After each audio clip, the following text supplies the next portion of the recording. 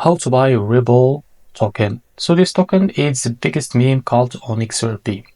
So before we start, this is not financial advice. I'm not professional or economic expert.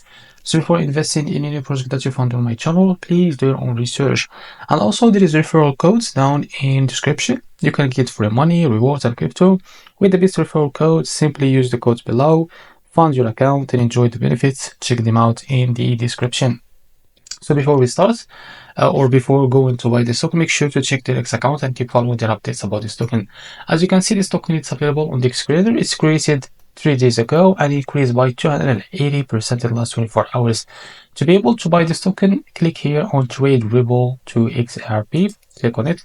This window, it will pop up. If you want to expand it, click on this icon here, and it will redirect you to the first ledger website to be able to buy this token. Now connect your wallet for that first.